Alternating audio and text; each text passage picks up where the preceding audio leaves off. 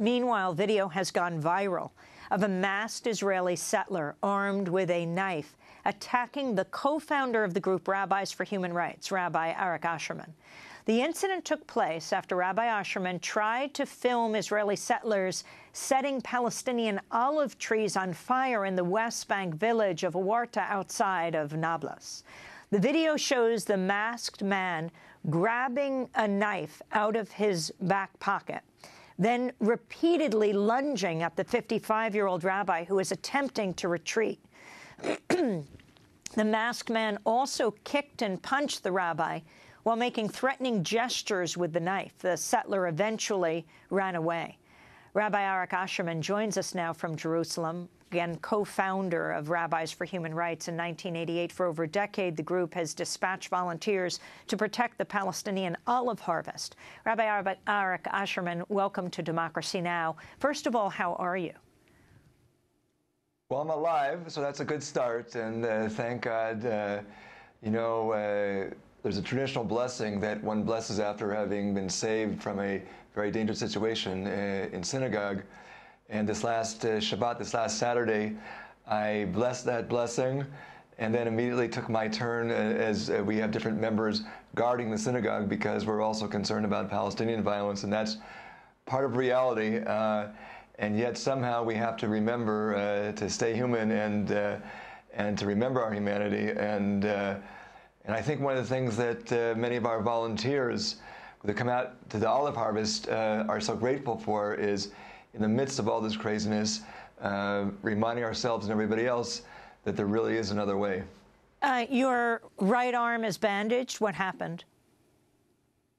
Well, this is, everything happened so fast, I just don't know what happened, but apparently, for those of you who have seen the video when I'm kind of being kicked at and having stones thrown at me and the knife slashed at me. Before you tell us that, explain exactly when this happened and what you were doing, talking about the olive harvest and where you were. Sure. So as you said, for some 13 years, Rabbis for Human Rights has been accompanying Palestinian farmers to get their olive trees. When we started, back in 2002, we were being shot at, threatened. Some of our volunteers had their heads cracked open. It was very violent, with the security forces doing nothing. As a result of our high court victory, Israeli high court victory in 2006, the fact is that many farmers are getting to lands that they couldn't get to for 2, 5, 10, even 15 years, and now by court order, the army is protecting them to get to those places. So on Friday, there was actually, the army was out there protecting farmers in a coordinated harvest to their trees right underneath the homes of some of the outposts belonging to the settlement of Itamar. After the harvest was finished, actually the army actually shut it down quite early for some reason.